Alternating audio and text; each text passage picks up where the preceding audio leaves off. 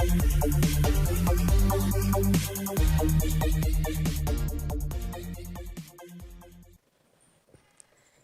good afternoon everyone.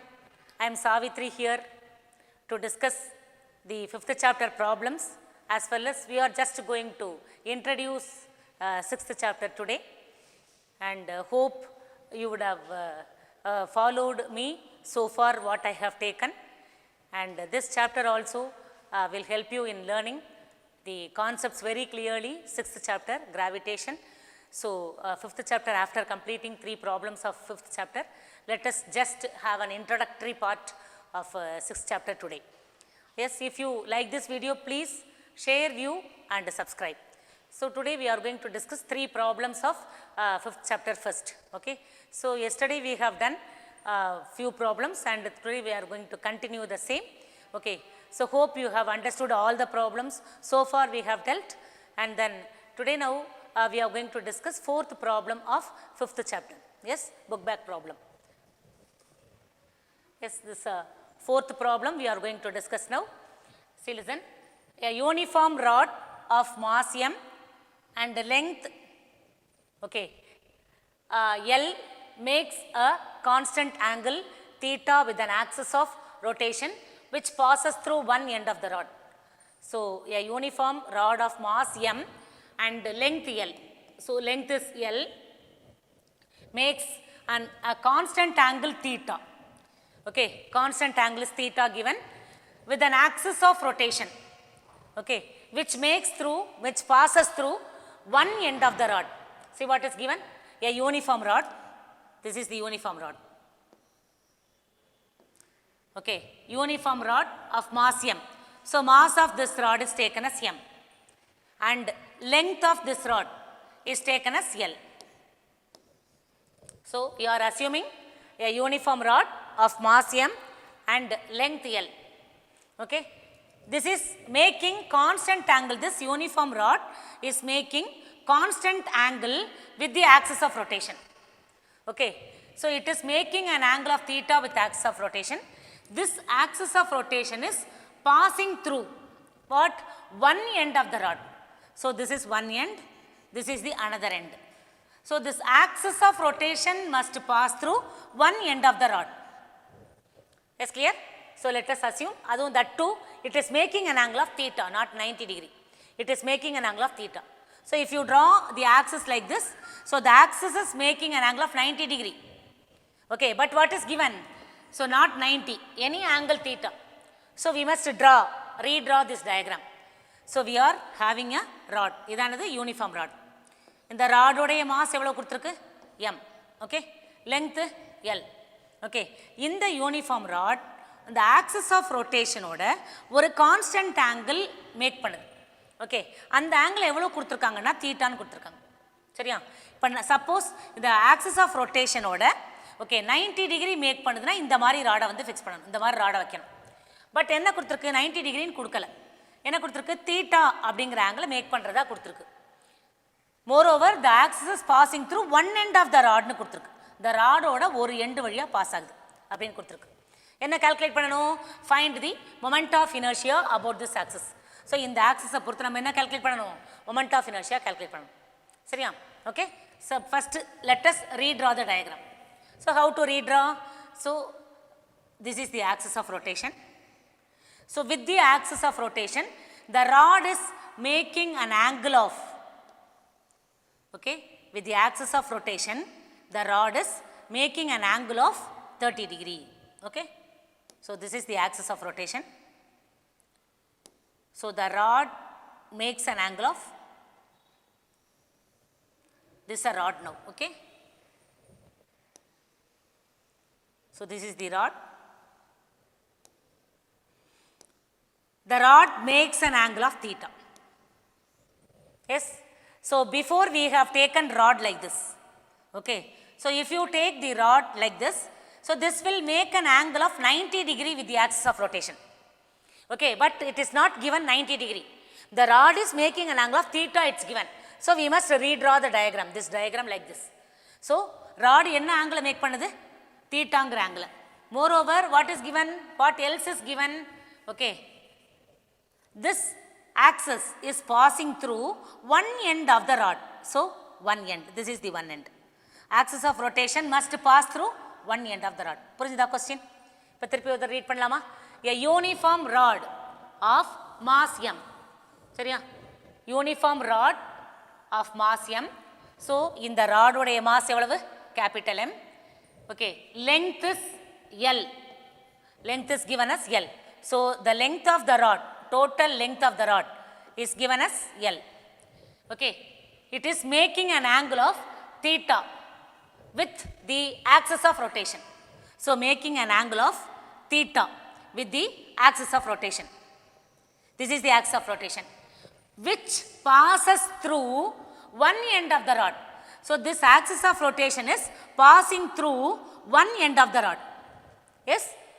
Clear? Now, diagram is clear? One end of the rod. Okay? Find the moment of inertia. We have to calculate the moment of inertia of the rod about this axis. Are you all clear? Question clear? Okay? Now, let us find the moment of inertia of the rod. Okay? Now, so what is moment of inertia? Moment of inertia formula is mr square. General formula is mr square. Okay? Now, so let us consider the axis of rotation as OO dash. We are taking the axis of rotation as OO dash. So, which is axis of rotation? This is the axis of rotation. So, this axis of rotation is taken as OO dash. Okay. Then, theta is the angle made by the, theta is the angle made by the rod with the axis of rotation. So, this is the theta angle. So, theta is the angle made, by the axis of rotation and the rod. So, with the rod is making an angle of theta with the axis of rotation. Then, so we have to calculate linear mass density. So, what is linear mass density? Mass density can be taken as lambda, linear mass density, that is mass per unit length. Linear mass density is mass per unit length. Okay. So, m by L, this is called linear mass density. So, what do you mean by linear mass density? Linear mass density is mass per unit length of the rod. So, mass of the rod is capital M, length of the rod is taken as L. If you take the length of the rod as L, then mass per unit length is m by L. So, this is called linear mass density. Clear? Okay. So, linear mass density of the rod is lambda is equal to m by L. In this, we are assuming a small part. Okay. So, let us assume a small part of the rod. Okay. So, this is a small part. What is the thickness of this small part? This thickness of this small part is dx and mass of this small part is dm. Okay. இதில் என்ன பண்ணுறோம், இந்த ராடில் ஒரு small part assume பண்ணிக்கிறோம். அந்த small பார்ட்டோட திக்னஸை டிஎக்ஸ்ன்னு எடுத்துக்கிறோம். Okay. And மாஸை டிஎம்னு எடுத்துக்கிறோம். இந்த பார்ட்டோட மாஸ் என்னது dm. So infinitesimally small part is assumed in the rod. Okay, உனக்கே தெரியும். ஓகே, அந்த ராடில் okay. So infinitesimally small mass we are assuming. அந்த இன்ஃபைனைட்டெசிமலி ஸ்மால் மாஸை டிஎம்னு எடுத்துக்கிறோம். அதோடைய திக்னஸ் வந்து டிஎக்ஸ்ன்னு எடுத்துக்கிறோம். சரியா? ஓகே. இப்போ இந்த சென்டர் இதில் இருந்து இந்த ஸ்மால் மாஸ் இன்ஃபைனைட்டெசிமலி ஸ்மால் மாஸ் எவ்வளோ டிஸ்டன்ஸில் இருக்குன்னு பார்க்கணும். ஸோ இதில் இருந்து இந்த டிஸ்டன்ஸ் வந்து நம்ம எக்ஸ்ன்னு எடுத்துக்கிறோம். Okay. Yes. So the infinitesimally small mass is at a distance x from the rod, initial position of the rod. இதுலேருந்து எக்ஸுங்கிற டிஸ்டன்ஸில் இருக்குது. புரியுதா? இந்த ஸ்மால் பார்ட் எவ்வளோ டிஸ்டன்ஸில் இருக்குது? எக்ஸுங்கிற டிஸ்டன்ஸில். புரியுதா? இப்போ எல்லா நோட்டேஷன் என்னென்னு தெரிஞ்சுதா? O dash is the axis. ராட் எடுத்துகிட்டு இருக்கோம், யூனிஃபார்ம் ராட். அதோடைய மாஸ் கேபிட்டல் எம், அதோடைய லெங்த் வந்து எல். ஓகே. அந்த infinitesimally small part we are assuming எதில்? அந்த ராடில், பெரிய ராடில் ஒரு ஸ்மால் பார்ட் அசியூம் பண்ணிக்கணும். அந்த ஸ்மால் பார்ட்டோடைய மாஸ் வந்து டிஎம்னு எடுத்துக்கிறோம். அதோடைய திக்னஸ் வந்து டிஎக்ஸ்னு எடுத்துக்கிறோம். அந்த பார்ட்டு அங்கே ராடோட ஸ்டார்டிங் பொசிஷனில் இருந்து எவ்வளோ டிஸ்டன்ஸில் இருக்கிறதா எடுத்துக்கிறோம்? அது வந்து டிஎக்ஸுங்கிற டிஸ்டன்ஸாக எடுத்துக்கிறோம். ஓகே, சாரி, எக்ஸுங்கிற டிஸ்டன்ஸில் இருக்கிறதா எடுத்துக்கிறோம். Yes, are you clear? So the axis of rotation என்ன ஆகுது? ஓகே, ராடோட ஒரு எண்டு வழியாக பாஸ் ஆகுது அண்ட் அந்த ஆக்சிஸ் ஆஃப் ரொட்டேஷன் ராடோட தீட்டாங்கிற ஆங்கிளை மேக் பண்ணுது. Yes, are you clear? So this is what given. Okay, now we have to calculate the moment of inertia of this rod. So okay, so இப்போ lambda இப்போ எப்படி calculate பண்ணுறது? L அப்படிங்க முதல்ல மாஸ், இந்த குட்டி பார்ட்டோட மாஸ் முதல்ல கண்டுபிடிக்கணும். இந்த குட்டி பார்ட் இருக்குல்ல, இந்த குட்டி பார்ட்டோட மாஸ் அதாவது டிஎம். டிஎம் முதல்ல கால்குலேட் பண்ணணும். இந்த டிஎம் எப்படி கால்குலேட் பண்ணுறது? So already we know theory we have learnt. Okay, எல்லுங்கிற லெங்க்த்துக்கு மாஸ் ஆஃப் த ராட் வந்து எம்னா, இப்போ total length of the rod எவ்வளவு? எல். இந்த டோட்டல் லெங்த் ஆஃப் த ராடுக்கு எவ்வளோ மாசு? இந்த ராடோட மாஸ் வந்து எம். ஸோ இப்போ எல்லுங்கிற லெங்க்த்துக்கு மாஸ் எம்னா டிஎக்ஸுங்கிற லெங்க்த்துக்கு எவ்வளோ மாஸ்? சரியா? இதான் டிஎம். புரியுதா? டிஎம் எப்படி கால்குலேட் பண்ணுறது? இந்த குட்டி பார்ட்டோட மாஸ் எப்படி கால்குலேட் பண்ணுறது? Total length L.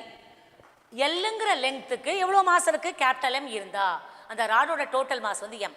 அப்போ டிஎக்ஸுங்கிற லெங்க்த்துக்கு இந்த குட்டி பார்ட்டோட லெங்க் எவ்வளவு? டிஎக்ஸ். அப்போ டிஎக்ஸுங்கிற லெங்க்த்துக்கு எவ்வளோ மாசு? அப்போ M by L into dx. இதானது டிஎம். ஸோ டிஎம் வந்து கால்குலேட் பண்ணியாச்சு. Yes, so we have calculated mass of the small part. இப்போ மொமெண்ட் ஆஃப் இனர்ஷியா கால்குலேட் பண்ணணும். ஸோ எப்படி மொமெண்ட் ஆஃப் இனர்ஷியா கால்குலேட் பண்ணுறது? Moment of inertia is nothing but okay MR square, mass into distance square நமக்கு தெரியும், அதான் formula.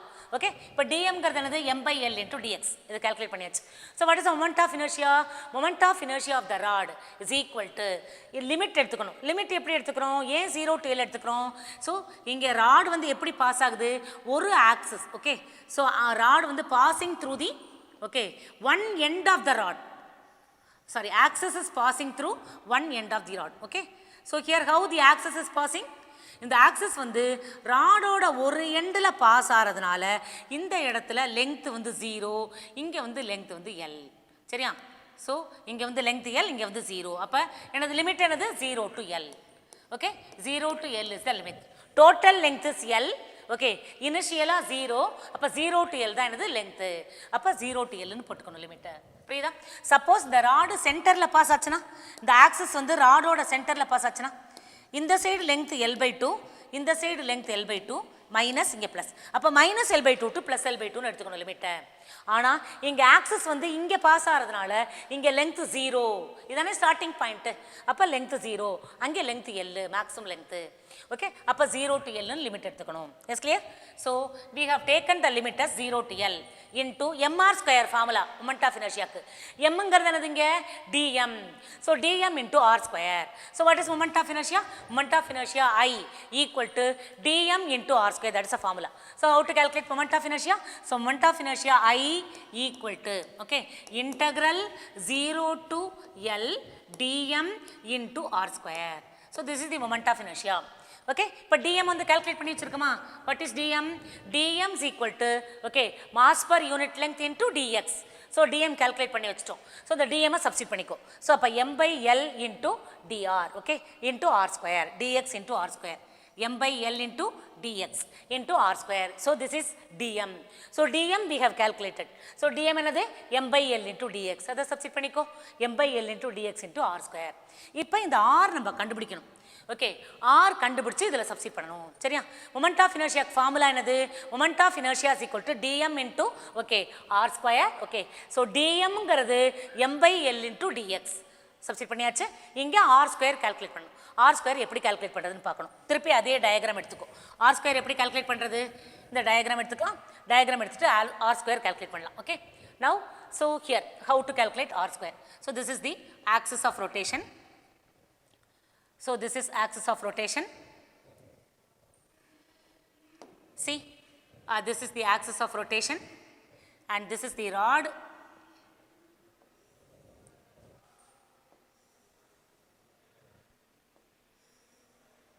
Okay, this is the rod, this is the axis of rotation and here we have taken infinitesimally small mass. The infinitesimally small mass is dm. Okay, so this small mass is dm and thickness of the small mass is dx. It is at a distance of x from here. இந்த பாயிண்ட்டை நானா ஏன்னு எடுத்துக்கிறேன். Okay, இப்போ இந்த சென்டரில் இருந்து இங்கே ஒரு லைன் போட்டுக்கலாம். Okay, this is C and this point is taken as B. Okay, this point is B. Okay, so this distance BC is the R, perpendicular distance. This distance is the R. Okay, so R is the perpendicular distance from the axis of rotation to the rod. Okay, What is moment of inertia? Moment of inertia is mr square. R is the perpendicular distance of this mass, okay, from the axis of rotation. What is R? R is the distance of the point mass from the axis of rotation. We know. Okay, point mass oda distance axis of rotation la irundu inga point mass engiradhu enadhu infinitesimally small mass idoda distance enga irundu axis of rotation la irundu adha perpendicular distance namak theriyum. So this is the perpendicular distance. இந்த r தான் நம்ம வந்து calculate பண்ணனும். எப்படி calculate பண்றது? Axis of rotation is making an angle of theta with the rod அப்படினு क्वेश्चनல கொடுத்தாச்சு. சரியா? இந்த angle theta அப்படிங்கிறது நமக்கு தெரியும். இப்போ இந்த ட்ரையாங்கிள் வந்து நமக்கு ரைட் ஆங்கிள் ட்ரையாங்கிள். சரியா? எந்த triangle? ACB is a right angle triangle.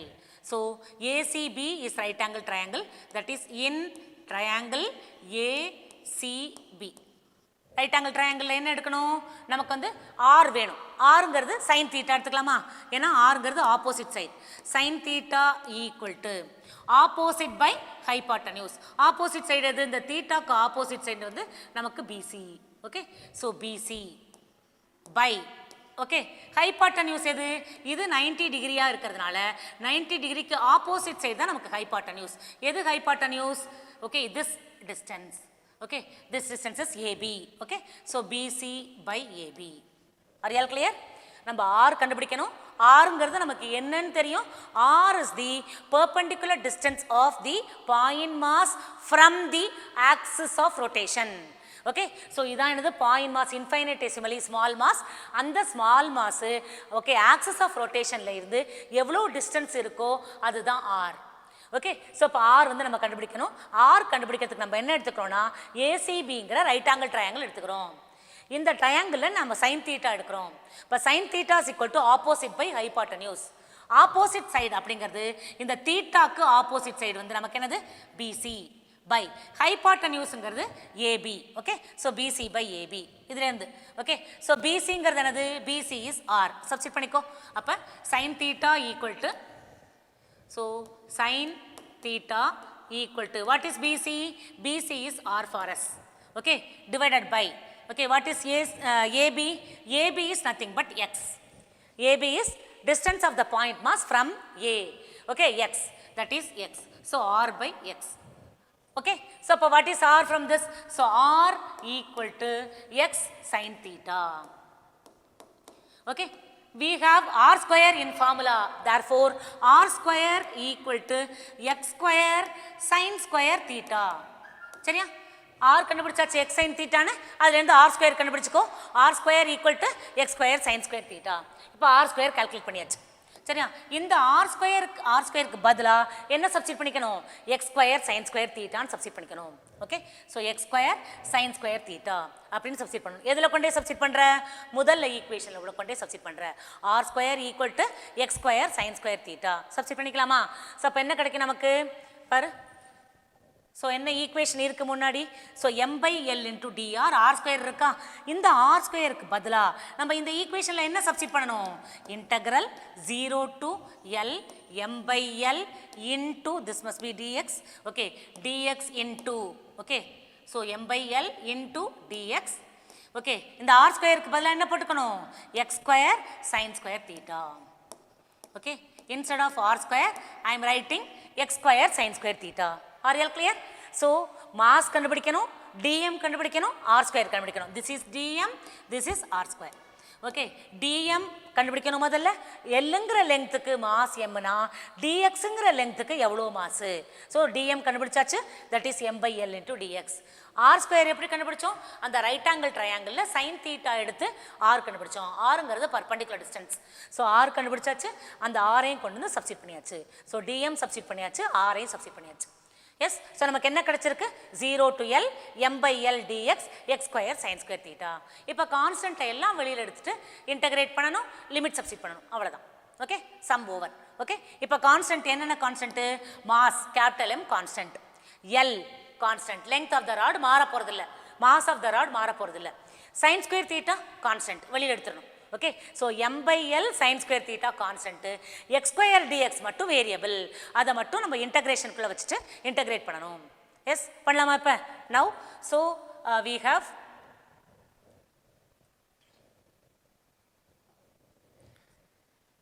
See now, so let us integrate this m by l dx into x square sin square theta.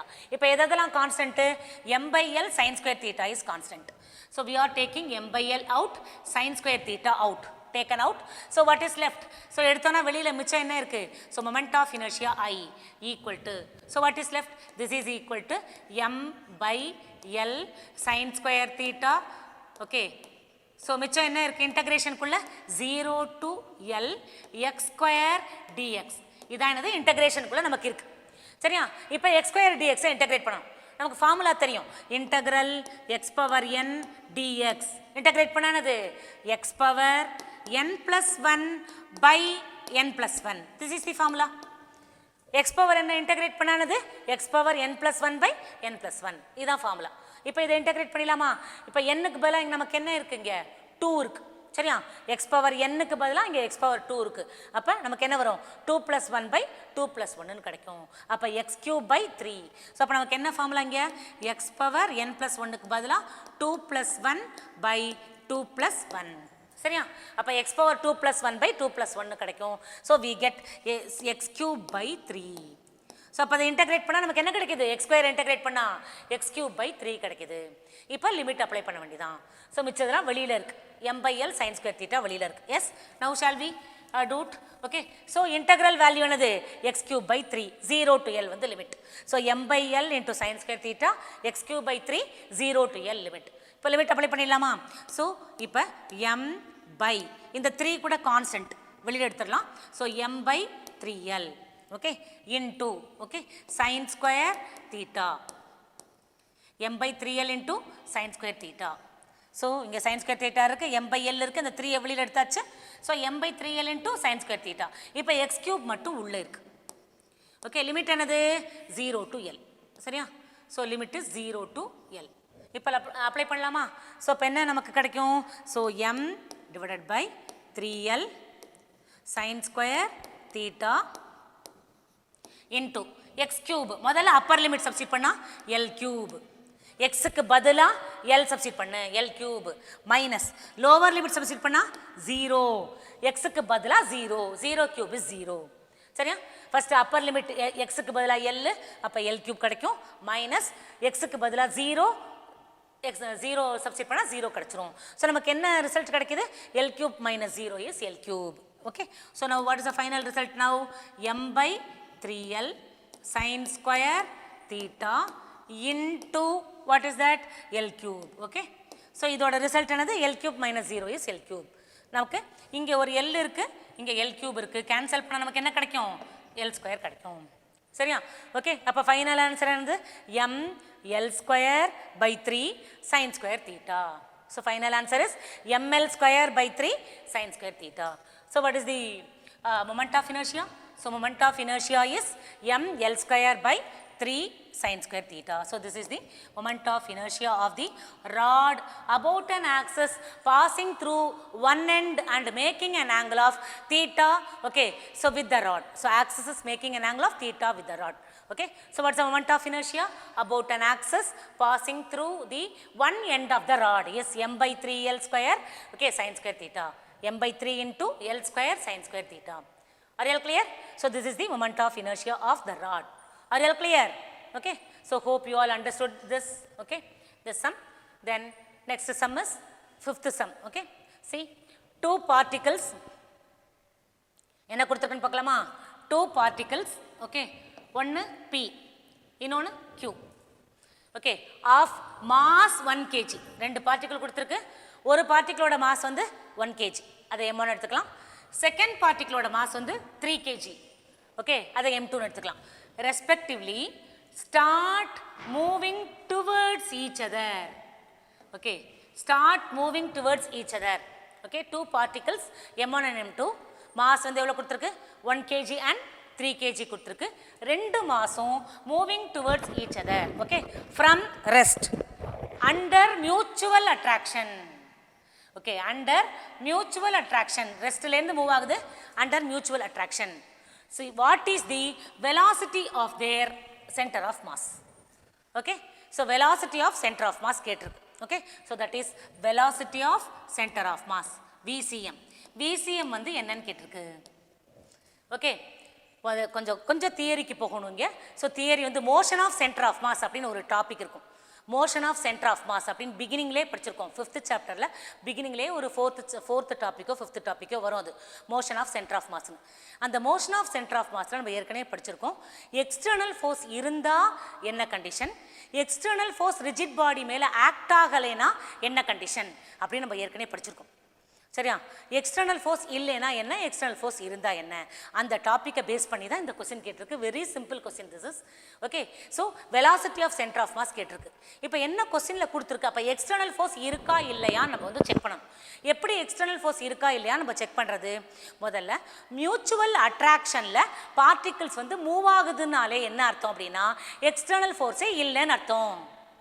Okay, particles are moving under the action of external ஃபோர்ஸ்னு கொடுக்கல. என்ன கொடுத்துருக்கு? particles are moving towards each other by mutual attraction. See, by mutual attraction particle start moving towards each other. இப்போ இங்க ஒரு particle இருக்கு, இதோட mass வந்து 1 kg. இங்க ஒரு பார்ட்டிகிள் இருக்கு, இதோட மாஸ் வந்து 3 kg. இந்த ரெண்டு பார்ட்டிகிளும் மூவிங் டுவர்ட்ஸ் ஈச் அதர். இந்த மாதிரி மூவ் ஆகுது. எப்படி? By mutual attraction. இது இதை அட்ராக்ட் பண்ணுது, அதனால இதை நோக்கி வருது. இது இதை அட்ராக்ட் பண்ணுது, ஸோ அதை நோக்கி போகுது. ஸோ ரெண்டு பார்ட்டிகளும் ஒன்றை நோக்கி ஒன்று மூவ் ஆகுது. So they are moving towards each other. எந்த இதனால? By mutual attraction, not by under the action of external force. External force act ஆகிறதுனால பார்ட்டிகிள் மூவ் ஆகலை, மியூச்சுவல் அட்ராக்ஷன்னால பார்ட்டிகிள் வந்து மூவ் ஆகுது. So by mutual attraction these two particles are moving towards each other. சரியா? அப்போ mutual அட்ராக்ஷன்னா என்ன அர்த்தம்? External force is ஜீரோன்னு அர்த்தம். So here F external is zero. Okay, so there is no F external force. So F external is zero. When there is no external force, the velocity of center of mass will be at rest. Okay, center of mass will be at rest or will move with a constant velocity. Will be at rest. Okay, center of mass will be at rest or move with the constant velocity. அப்படின்னு கொடுத்துருக்கும், புக்லேயே பார்த்துருப்பேன். அந்த line எடுத்து பாரு, motion of centre of mass அப்படிங்கிற topic எடுத்து திருப்பி ஒரு தடவை ரீட் பண்ணு. ஓகே, ஸோ என்ன கொடுத்துருக்கு? மியூச்சுவல் அட்ராக்ஷன் கொடுத்தா என்ன அர்த்தம் அப்படின்னா எக்ஸ்டர்னல் ஃபோர்ஸ் இல்லை. ஓகே, இது வந்து இதை அட்ராக்ட் பண்ணுது, அதனால மூவ் ஆகுது. ஓகே, 1 kg 3 kg அட்ராக்ட் பண்ணுது, அதனால மூவ் ஆகுது. இதை நோக்கி 3 kg 1 kg அட்ராக்ட் பண்ணுது, அதனால மூவ் ஆகுது. ஸோ இந்த மியூச்சுவல் அட்ராக்ஷன்னால மூவ் ஆகிறதுனால external force zero. External force ஜீரோவா இருந்தா velocity of center of mass will also be zero. That's all. The sum is over. Okay, if there is no external force, velocity of center of mass is zero. Okay, so the velocity of center of mass will not be there. So VCM is zero. When external force F external is zero, VCM equal to zero. Okay, so the F external is zero. எப்படி கண்டுபிடிக்கிறேன்னா mutual attraction. So they are under mutual attraction. External force அதில் act ஆகலை. Okay, mutual அட்ராக்ஷன்னால move ஆகுது, அதனால அது internal force தான். Mutual அட்ராக்ஷன்னா internal force, சிஸ்டம்குள்ளே உள்ள இன்டர்னல் ஃபோர்ஸ். அப்போ இந்த இன்டர்னல் ஃபோர்ஸ்னால மூவ் ஆகிறதுனால எக்ஸ்டர்னல் ஃபோர்ஸ் ஜீரோன்னு சொல்கிறோம். எக்ஸ்டர்னல் ஃபோர்ஸ் ஜீரோவாக இருந்தால் velocity of centre of mass வந்து ஆட்டோமேட்டிக்கலாக ஜீரோவாக இருக்கும். Therefore, so நீ ரெண்டே தான் எழுதுற என்ன? So since the particles are moving under mutual attraction, F external equal to 0. Therefore, VCM equal to 0. That's all. Answer over. Yes, are you all clear? So see. Now, so since the particle P and Q moves towards each other by mutual attraction, okay, F external equal to 0. Therefore, velocity of center of mass VCM is also 0. So since F external is 0, then VCM will also be equal to 0. Okay, so VCM equal to 0. Yes, did you all understand? That's all about this problem. Hope you all understood. Then we have got the last problem. The last problem, let us check what is given. See, find the moment of inertia of hydrogen molecule. We have to calculate moment of inertia of hydrogen molecule. Moment of inertia சொன்ன உடனே உனக்கு formula உடனே strike ஆயிருக்கணும், MR ஸ்கொயர்னு தோணிருக்கணும். moment of inertia அப்படின்னு உடனே MR square formula ஞாபகம் வந்திருக்கணும். சரியா? So we have to calculate moment of inertia. So formula is known, mr square. சரியா? of what molecule? Hydrogen molecule. About an axis passing through its center. Okay, சென்டரில் pass ஆகணும். Okay, so hydrogen molecule. So hydrogen மாலிக்யூலானது, மாலிக்யூல்லாம் 2 atom இருக்குமா? So இங்கே ஒரு molecule எடுத்து இங்கே ஒரு இது எடுத்துக்கலாம். ஓகே, ஸோ இங்கே எடுத்துக்கலாம். So this is mass m1 and this is mass m2. About an axis passing through the center. சரியா? This is m1, this is m2. So find the moment of inertia of hydrogen molecule about an axis passing through the center of mass and perpendicular to the interatomic axis. So what do you mean by interatomic axis? இதோட meaning என்ன? Okay, interatomic axis na axis, okay, line joining the two atoms அல்லது line joining the two molecules எப்படினா சொல்லலாம். Interatomic na atoms. Okay, so line joining the two atoms, that is called interatomic axis. இப்போ ரெண்டு atoms இருக்கு, இங்க ஒரு atom, okay, இங்க ஒரு atom, இந்த ரெண்டு ஆட்டத்தையும் join பண்ற line. So this is called interatomic axis. Okay, so this is called interatomic axis. This axis is called interatomic axis. Okay, இந்த axisக்கு perpendicular line, this is perpendicular line. அப்போ இங்கேயும் distance equal, இங்கேயும் distance equal, இந்த ரெண்டு டிஸ்டன்ஸும் ஈக்குவலாக இருக்கணும். சரியா? So இது வந்து m2, okay, this is m2, இந்த டிஸ்டன்ஸும் ஈக்குவலாக இருக்கணும், ஏன்னா இது perpendicular line. Yes, can you follow? So we are having two atoms, m1 and m2 hydrogen atoms. Okay, so line which is joining and the two atom is called interatomic axis. சரியா? அந்த ஆக்சிஸ்க்கு perpendicular line and passing through the centre of mass. Centre of mass, இந்த ஆக்சிஸ்க்கு centre of mass, இதுதான் centre of mass. Okay, இதுதான் centre of mass. So centre of mass வழியாக pass ஆகணும், அடுத்து இன்டர்அட்டாமிக் ஆக்சிஸ்க்கு பர்பெண்டிகுலராக இருக்கணும். Yes, about this line we have to calculate moment of inertia. Can you follow? So we have to calculate moment of inertia of hydrogen molecule about the axis passing through the center of mass and perpendicular to the interatomic axis. அதை வந்து நம்ம calculate பண்ணணும். சரியா? நமக்கு ரெண்டு mass இருக்கு, இங்கே m1, இங்கே m2. Mass of hydrogen atom கொடுத்துருக்கா, ஹைட்ரஜன் ஆட்டம் கொடுத்துருக்கு, எது எவ்வளவு? 1.7 into 10 power minus 27. இதுவும் ஹைட்ரஜன் ஆட்டம் தான், 1.7 into 10 power minus 27. Okay, 1.7 into 10 power minus 27. இதானது m1. So mass is given. அதே மாதிரி நமக்கு m2 கொடுத்துருக்கா. So what is m2? m2 is also given. So what is m2? m2 equal to 1.7 into, m2 is also 1.7 into 10 power minus 27 kg. Okay, ஏன்னா இதுவும் hydrogen atom தான், இதுவும் hydrogen atom தான். Okay, இப்போ அடுத்து இன்டர்அட்டாமிக் டிஸ்டன்ஸ் கொடுத்துருக்கு. எவ்வளவு interatomic distance? 4 into 10 power minus 10. What is interatomic distance? இந்த ஆட்டமுக்கும் உள்ள டிஸ்டன்ஸ். இந்த டிஸ்டன்ஸ் ஆனது இன்டர்அட்டாமிக், ரெண்டு ஆட்டமுக்கும் உள்ள டிஸ்டன்ஸ். ஸோ அப்போ இந்த ஆட்டமில் இருந்து இந்த ஆட்டம் இதுக்கு உள்ள டிஸ்டன்ஸ் எவ்வளவு? 4 into 10 power minus 10 metre. Okay, இப்போ டோட்டல் டிஸ்டன்ஸ் வந்து 4 into 10 power minus 10. இந்த ஆக்சிஸ் எப்படி பாஸ் ஆகுது? ஆக்சிஸ் வந்து சென்டர் ஆஃப் மாஸ் வழியாக பாஸ் ஆகுது. தட் இஸ் எக்ஸாக்ட்லி மிட் பாயிண்ட்னு அர்த்தம். இந்த மாஸ்க்கும் எக்ஸாக்ட்லி மிட் பாயிண்ட். அப்போ சென்டர் ஆஃப் மாஸ் வழியாக பாஸ் ஆகுது. அப்போ total distance 4 into 10 power minus 10 அப்படின்னா இந்த டிஸ்டன்ஸ் எவ்வளவு இருக்கு? Just half. அப்போ 2 into 10 power minus 10. அப்போ இந்த distance again 2 into 10 power minus 10. புரிஞ்சுதா? இப்போ டோட்டல் டிஸ்டன்ஸ் வந்து 4 into 10 power minus 10னா, ஓகே, இந்த டிஸ்டன்ஸ் எவ்வளவு? 2 into 10 power minus 10. இந்த டிஸ்டன்ஸ் வந்து 2 into 10 power minus 10. Are all clear? நமக்கு டிஸ்டன்ஸ் தெரிஞ்சு போச்சு. இந்த டிஸ்டன்ஸ் தான் நம்ம என்ன எடுத்துக்கணும்? R1 எடுத்துக்கணும். அதே மாதிரி இந்த டிஸ்டன்ஸை நம்ம R2ன்னு எடுத்துக்க போகிறோம். கிளியர்? ஸோ இப்போ m1 m2 தெரியும், R1 R2 தெரியும். Are all clear? இது வரைக்கும் எக்ஸ்பிளனேஷன் புரிஞ்சுதா? இப்போ நம்ம என்ன எடுத்துக்கிறோம்? ரெண்டு ஆட்டம் எடுத்துக்கிறோம், ஹைட்ரஜன் ஆட்டம்ஸ். அதோட மாஸ் வந்து m1, மாஸ் கொடுத்துருக்கு 1.7 into 10 power minus 27. ஸோ இதுவும் ஹைட்ரஜன் ஆட்டம் தான், இதுவும் ஹைட்ரஜன் ஆட்டம் தான். அப்போ மாஸ் வந்து என்னது? இதுவும் ஹைட்ரஜன் ஆட்டம் தான், இதுவும் ஹைட்ரஜன் ஆட்டம் தான். ஓகே, ஸோ இதோடைய மாசு 1.7 into 10 power minus 27, இதோடைய மாசும் 1.7 into 10 power minus 27 தான். ஓகே, அடுத்து இது இன்டர்அட்டாமிக் டிஸ்டன்ஸ். இந்த ஆட்டமுக்கும் நடுவில் உள்ள டிஸ்டன்ஸ் கொடுத்துருக்கு. அந்த டிஸ்டன்ஸ் எவ்வளவு? 4 into 10 power minus 10 மீட்டர். அப்போ அந்த ஆக்சிஸில் இருந்து இந்த ஆட்டமுக்குள்ள டிஸ்டன்ஸ் வந்து பாதி 2 into 10 power minus 10. அதே மாதிரி ஆக்சிஸ்லேருந்து இந்த ஆட்டமுக்குள்ள டிஸ்டன்ஸும் 2 into 10 power minus 10. So m1 is given, m2 is given, r1, r2 are given. So now we can calculate the moment of inertia. So moment of inertia of the hydrogen molecule about the axis passing through the center of mass is equal to m1 r1 square plus m2 r2 square. What is general formula? General formula on the mr square. Okay, இங்க m1 இருக்கு r1 இருக்கு first molecule first atom. So first atom ஓட moment of inertia இதோட mass அப்புறம் distance from the axis of rotation, square of distance from the axis of rotation. So mass is m1, distance is 2 into 10 power minus 10. So m1 r1 square இங்க m2 r2 square. So what is the total moment of inertia about the axis?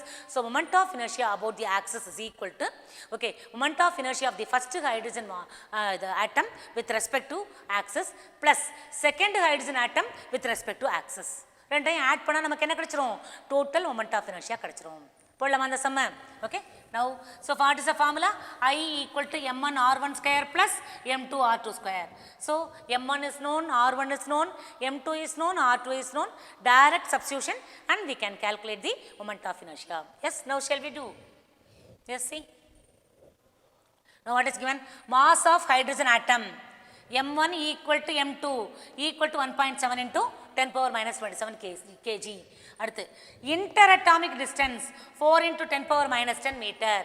Therefore r1 equal to r2. Axis ல இருந்து first atom distance வந்து 2 into 10 power minus 10. Axis ல இருந்து second atom distance 2 into 10 power minus 10. அப்ப r1 r2 ரெண்டுமே equal, m1 m2 ரெண்டுமே equal. சரியா? அப்ப m1 m2 equal to m ன்னு எடுத்துக்கலாம், r1 equal to r2 equal to r ன்னு எடுத்துக்கலாம். அப்ப m1 க்கு பதிலா m2 க்கு பதிலாவும் m னே சப்ஸ்டிட் பண்ணிக்கலாம், r1 r2 க்கு பதிலா r னே சப்ஸ்டிட் பண்ணிக்கலாம். சரியா? ஓகே, இப்போ total moment of inertia calculate பண்ணலாமா? Yes. Now what's the formula? So moment of inertia I is equal to m1 r1 square plus m2 r2 square. So this is the formula. Moment of inertia I is equal to m1 r1 square plus m2 r2 square. Here m1 m2 equal, அதனால m1 க்கு பதிலாவும் m1 போட்டுக்கிறோம், m2 க்கு பதிலாவும் m1 போட்டுக்கிறோம். அதே மாதிரி r1 r2 equal, அதனால r1 க்கு பதிலாவும் r ன்னு போட்டுக்கிறோம், r2 க்கு பதிலாவும் r ன்னு போட்டுக்கிறோம். எஸ், சப்ஸ்டிட் பண்ணிக்கலாமா? இப்போ m1 க்கு பதிலா m. சரியா? ஸோ அப்போ என்ன ஆகும்? m1 க்கு பதிலா m, r1 க்கு பதிலா r, so mr square plus m2 க்கு பதிலாவும் m, ஓகே, r2 க்கு பதிலா r. So mr square plus mr square. This is nothing but 2 mr square. சரியா? So what is moment of inertia?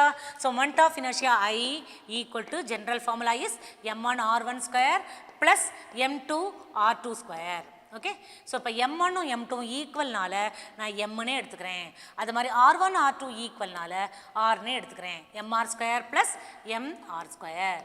So this is equal to mr square plus mr square is 2 mr square. Okay, so 2 into m into r square. So இப்போ m தெரியும், r தெரியும், substitute பண்ணி calculate பண்ணிடலாமா? Okay, so m value we know, r value we know. What is m value? M value is 1.7 into 10 power minus 27. R value is 2 into 10 power minus 10 meter. Okay, substitute பண்ணிக்கலாமா? So substitute பண்ணா நமக்கு என்ன கிடைக்கும்? So moment of inertia I is equal to 2 into, okay, இங்கே போட்டுக்கலாம். So moment of inertia I equal to 2 into, okay, mr square, m is 1.7 into 10 power minus 27 into r square, r is 2 into 10 power minus 10 the whole square. So mr square. Okay, so 2 into mr square. Okay, now 2 into 1.7 into 2 square is 4 into 4 into power தனியா போட்டுக்கோ 10 power minus 27 into 10 power minus 20. 2 into 10 எவ்வளவு? 20. இது 10 power minus 10 whole square. But 2 into 10, 20 minus 20. Okay, so this is equal to 2 into, so 8 into 1.7. 2 4s are 8. So 8 into 1.7 into 10 power minus 47. Okay, so now 8 and 1.7 multiply பண்ணிட்டா நமக்கு answer கிடைச்சிரும். So what is the moment of inertia? So moment of inertia is nothing but 1.36 into 10 power minus 46. Okay, or okay, 1.36 into 10 power minus 46. This is the answer. Okay, so we have calculated the moment of inertia of the, okay, so the hydrogen molecule about an axis passing through the center of mass. Yes, did you understand? So this is moment of inertia 1.36 into 10 power minus 46 kilogram meter square. ஏன்னா mr square formula ஆனது mr square. mass ஓட unit kilogram. r ஓட unit meter, so meter square. kilogram meter square. So this is the moment of inertia of the hydrogen atom, hydrogen molecule. Yes, did you all understand? So that's all about.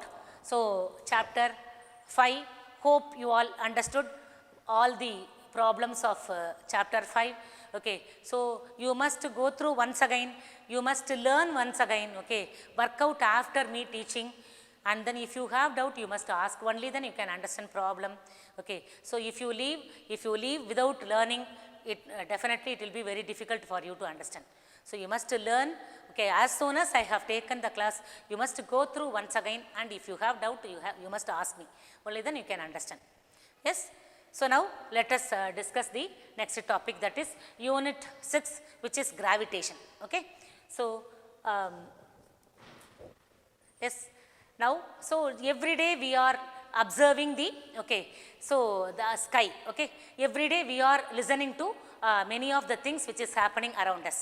Say for example, okay, sun is rising, every day sun is rising, every day sunset is happening. Okay, and then in the sky we are observing many things, comets, appearance of comets. Once in 76 years Halley's comet, okay, appears.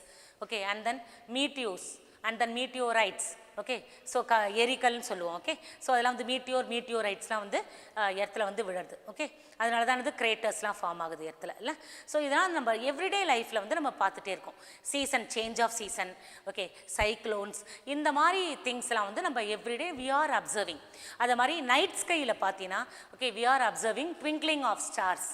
Okay, so night sky, twinkling of night sky, அதெல்லாம் நம்ம வந்து பார்த்துருக்கோம். Star is twinkling in the night sky. Okay, so அதை பார்க்க முடியுது நம்மளால். So இந்த மாதிரி வேறு different phenomenon are natural phenomenon are happening around us in everyday life. Okay, இதுக்கெல்லாம் வந்து ரீசன் என்ன அப்படிங்கிறத சயின்டிஸ்ட் வந்து ஆராய நினச்சாங்க. ஓகே, நம்மலாம் சும்மா பார்த்து அழகை ரசிக்கிறதோட நம்ம விட்டுடுறோம். But scientist have got inquiring mind. Okay, that inquisitive mind of the scientist helps them in understanding the reason for the natural things happening around them.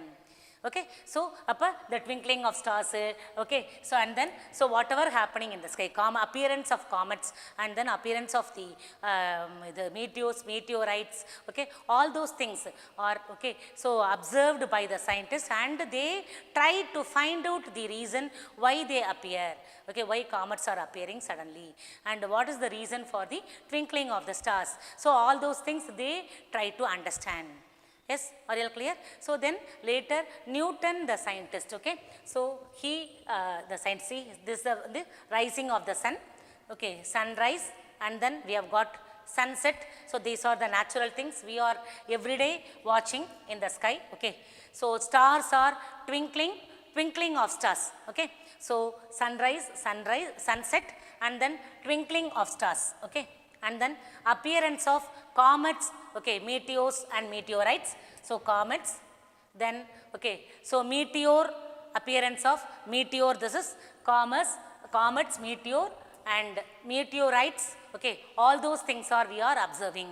Okay, பாரு என்னெல்லாம் நம்ம பார்க்குறோம் எவ்ரிடே நைட் ஸ்கையில் வந்து என்னென்ன அப்சர்வ் பண்ணுறோம், நம்மளை சுற்றி என்னென்னலாம் நடக்குது. ஓகே, சன்ரைஸ் எவ்ரி காலையில் வந்து எது நடந்தாலும் நடக்கலாம், ஆட்டோமேட்டிக்காக சன்ரைஸ் ஆகிடுது. ஓகே, நம்ம வேலையை ரெகுலராக பார்த்தாலும் பார்க்காட்டினாலும் இதெல்லாம் ரெகுலராக நடக்கிற ஃபினோமினனாக இருக்குது, இல்லை?